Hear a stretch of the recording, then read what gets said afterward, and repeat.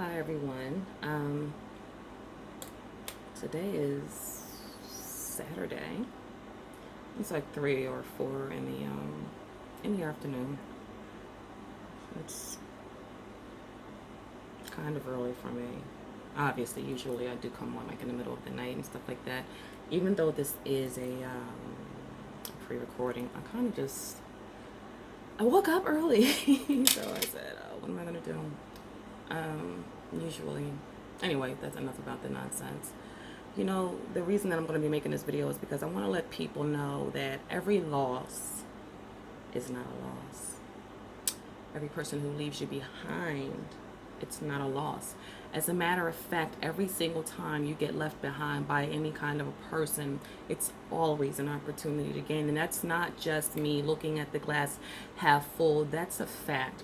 It's easier though for us to be sad and to cry. I'm not saying that I'm above it, because I just got done doing it not too long ago because someone, very important to me felt that I was not as important to them. Okay. So,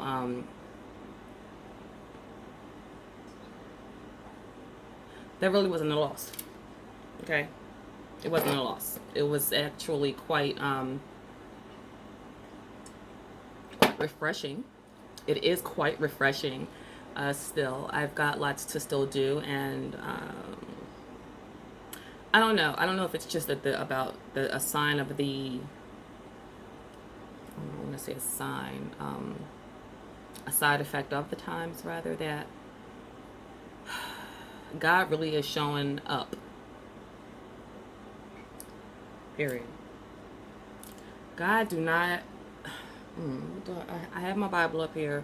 I'm not really here to do a Bible study, but I'm not even above that though either, because I could do it if I want. Okay.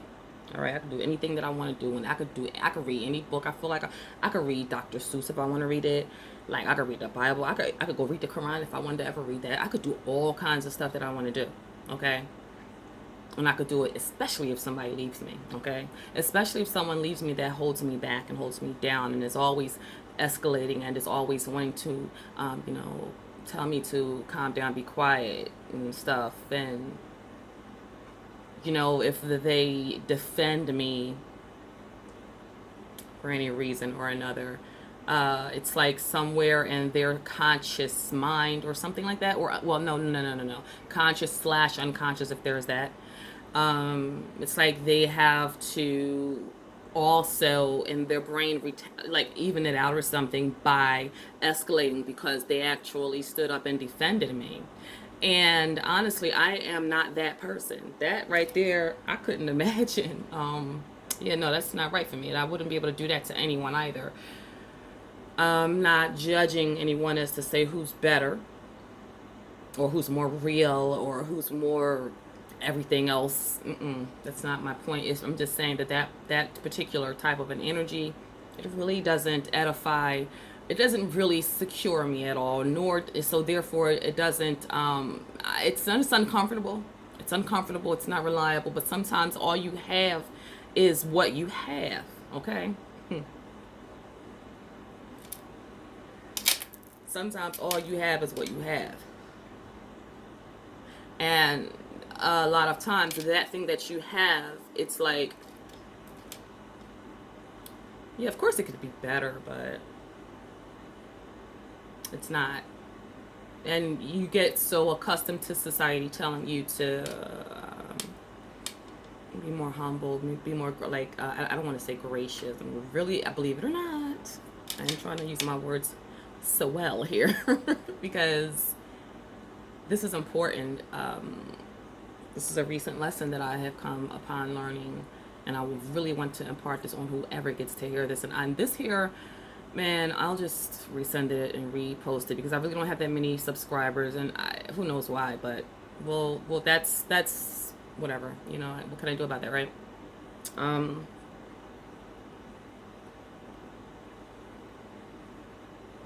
I'll tell you what I can do about it. I can moving forward, move fearlessly, not no, move through the rest of my time here on this planet, on this plane, the only option that I see I have is to just go ahead and let people go who leave. And it doesn't really matter who it is. Okay? And honestly, usually, we only have these types of epiphanies and understandings when the persons that have left you or who have escalated against you are people that really mean the world to you. It's highly unlikely that many more others outside of this particular sect has even the ability to like have you curled up crying in bed and stuff like that, you know. You see, it's one thing when I don't know.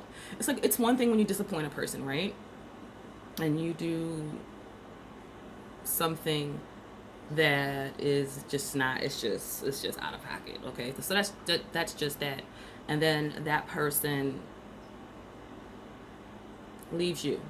Okay, it is another thing altogether when you're constantly pleasantly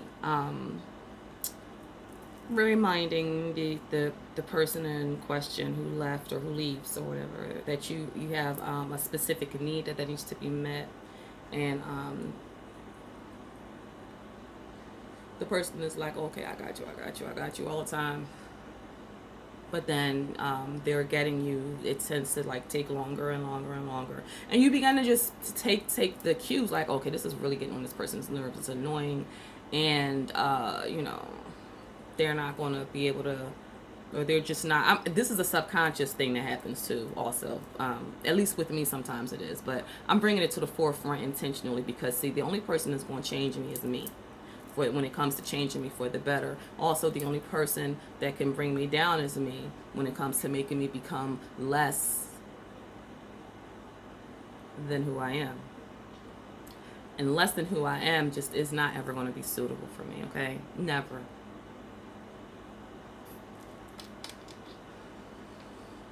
People, people are people. You know what I mean? Like, and it's not that you want to, or it's not that I want to hold a grudge. I do not wish to hold a grudge, but I do have lots of time on my hands to reflect back on what has occurred. And my main goal in life, well, one of my main goals in life is not to keep getting, like, I just get tired of being hurt. You know what I mean? Like, you just get tired of being hurt. Like, come on now, please. Like, again, you know. So this is not a plea for anyone's pitiful pity at all. And just because people tend to label a person speaking up and out about some type of something, some type of atrocity that, you know, has been done towards them, you know, the public and the majority, they automatically label that person as a victim, having victim mentality. And it is true, and that is a fact to a certain extent, I guess, and I want to say I guess because that's not me. However, I'm in charge of my own vindication. You see what I'm saying? All right, let me get this out of the way.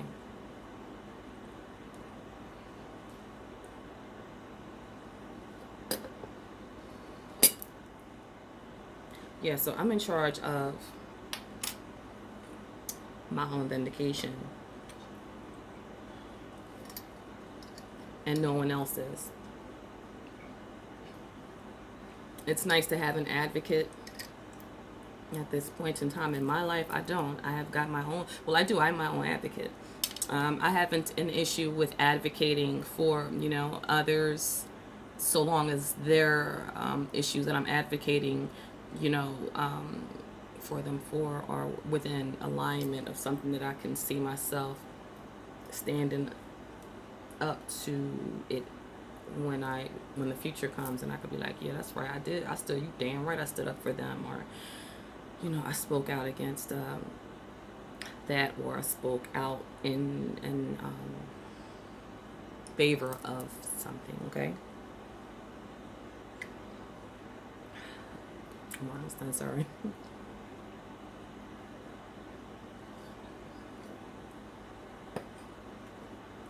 Now for the fun part. um. Alrighty, folks. All right, I'm done with the shenanigans with the this part here. It's over here. Yeah. So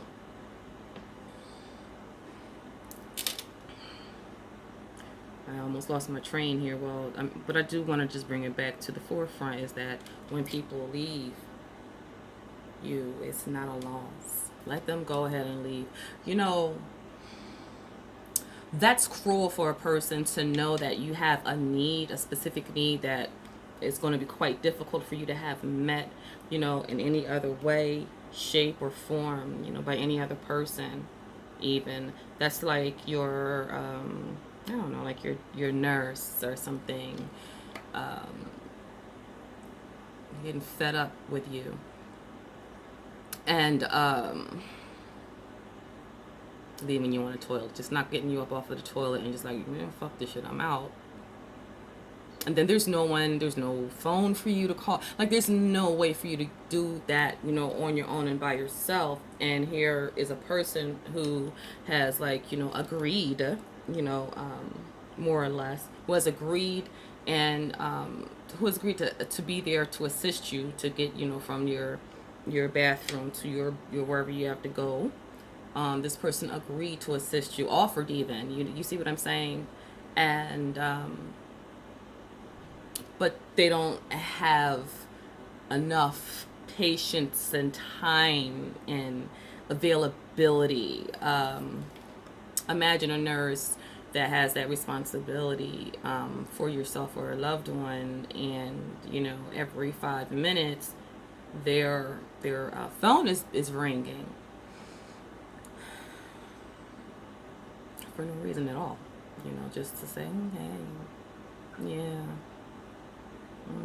And that interruption is like distractive, and a lot of people, and I'm gonna try to not get off topic too far, but a lot of people do that 50 phone call minute things, because there's some type of fear is there. There's some kind of fear.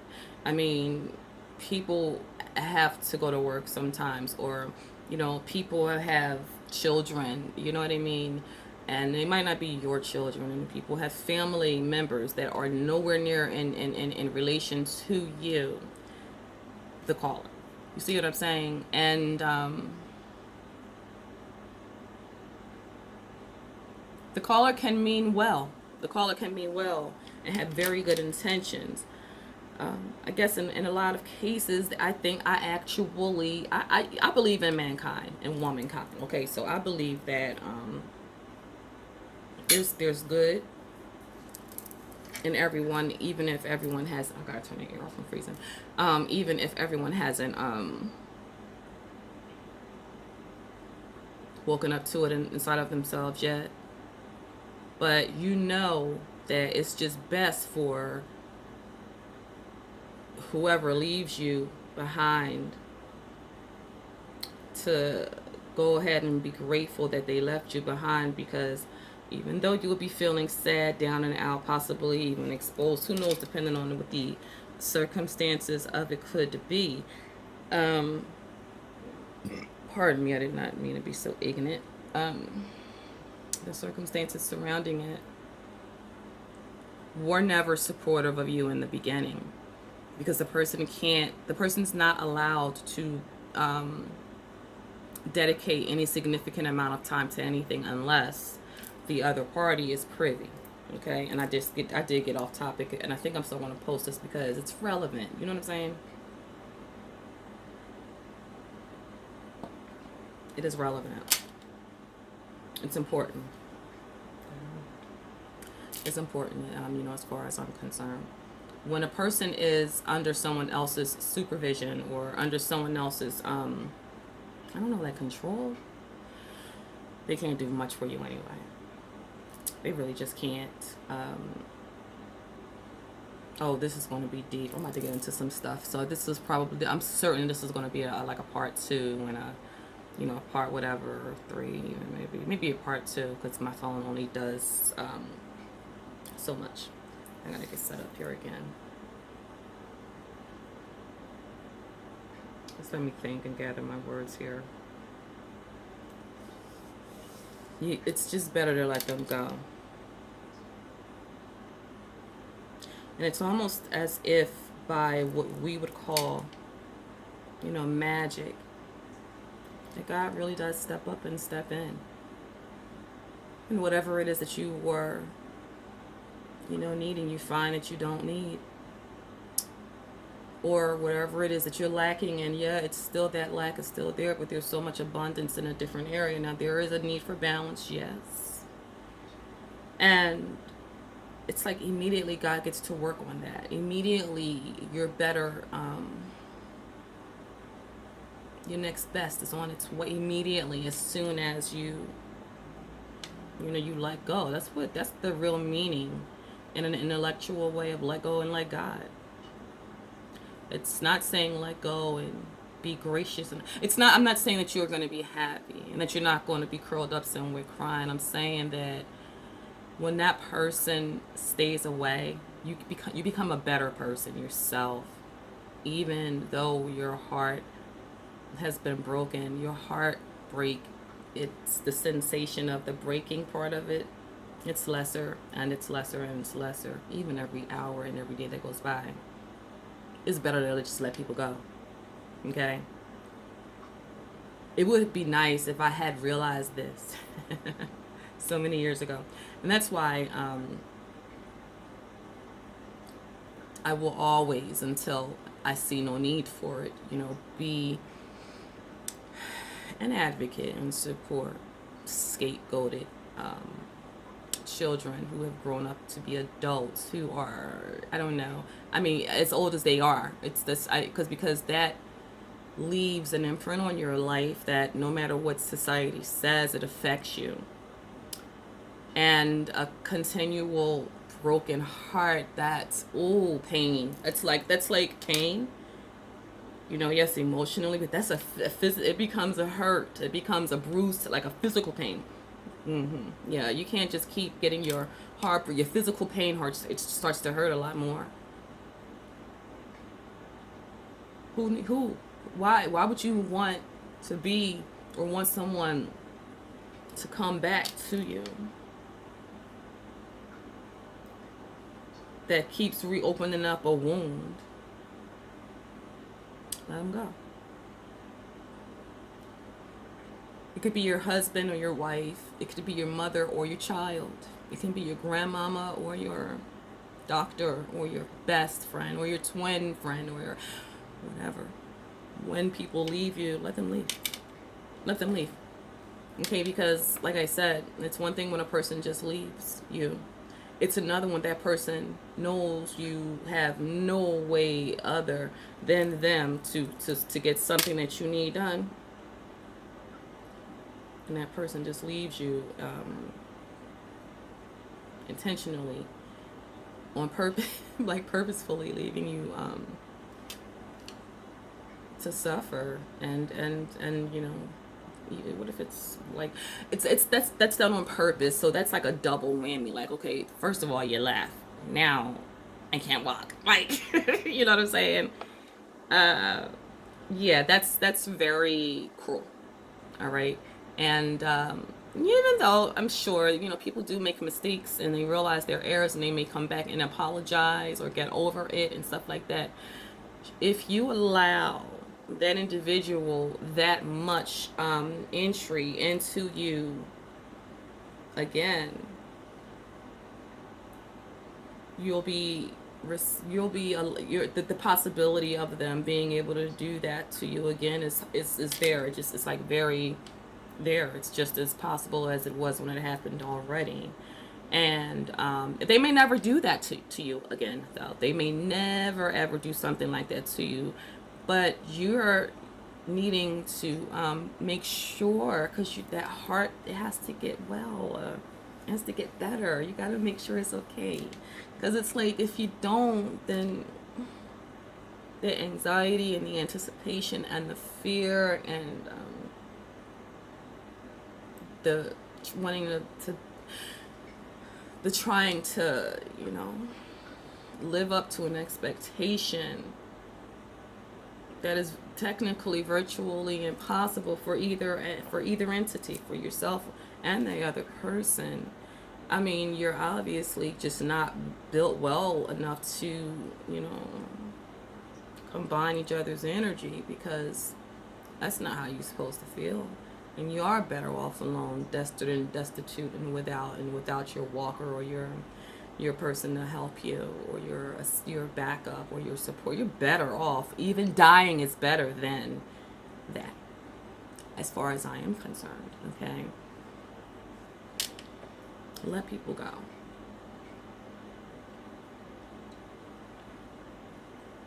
Okay, so what if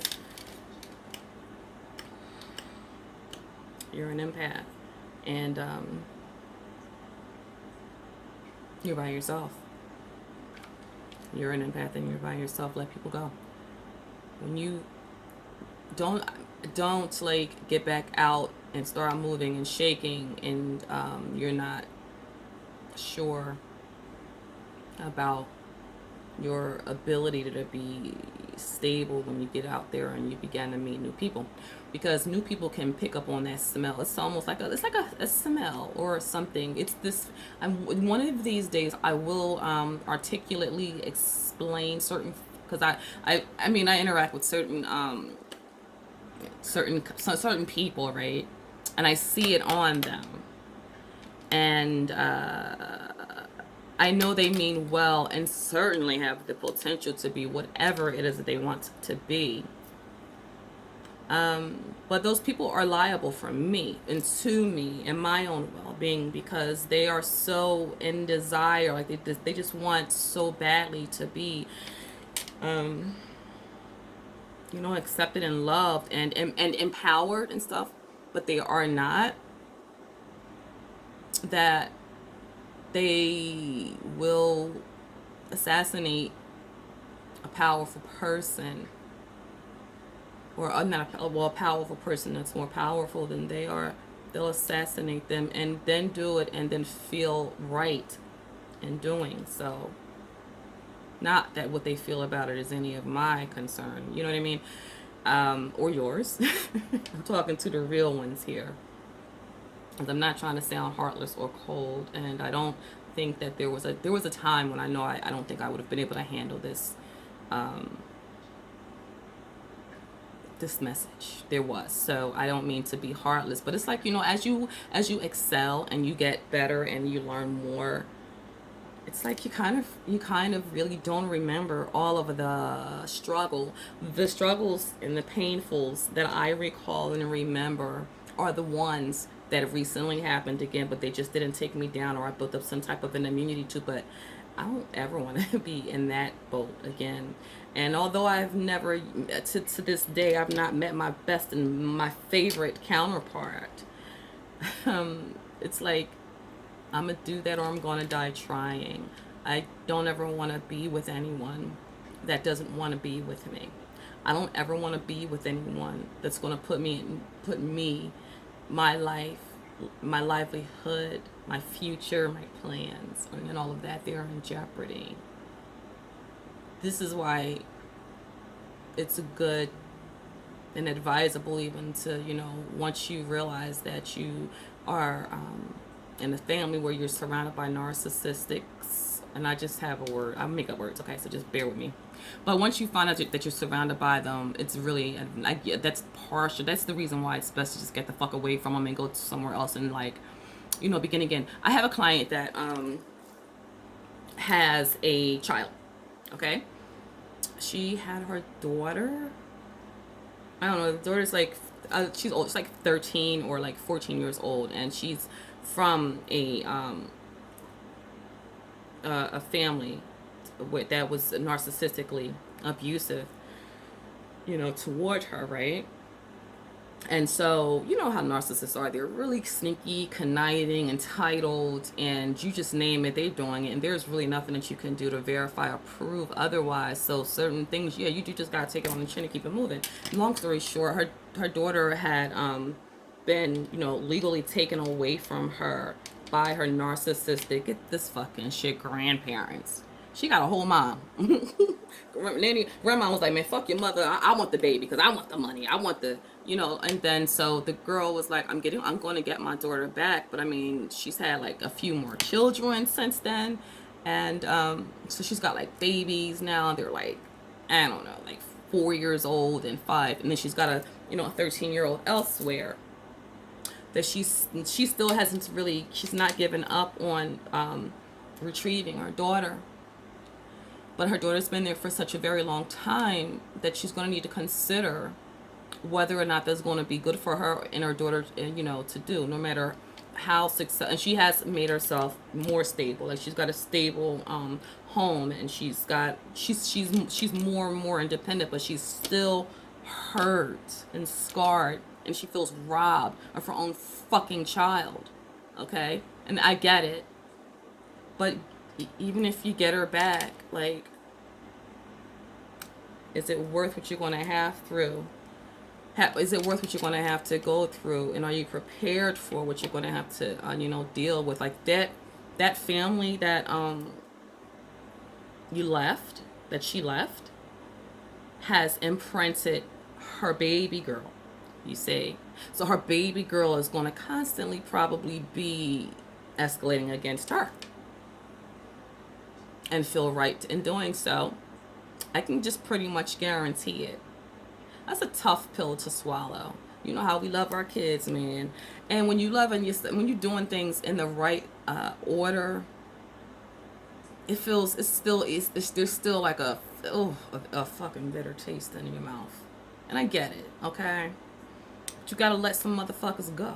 You got to. Because if what are you gonna do? Hang on to them, die, and all they're gonna do is get your insurance money, go to your funeral, eat your fucking cake and food and shit, get a whole bunch of love and ohs from so many people that was never even around, that don't even know what kind of monster you was dealing the fuck with. That's what's gonna happen. I guarantee you, not even 7 days later, motherfuckers is gonna be on to the next. And here you is, oh, you in heaven somewhere and shit. How did I get here? That's not right. That's not fair. That's not fair. But that letting go is the lesser of it all, of the evil. Let go. There is going to be a part 2 to this. Okay.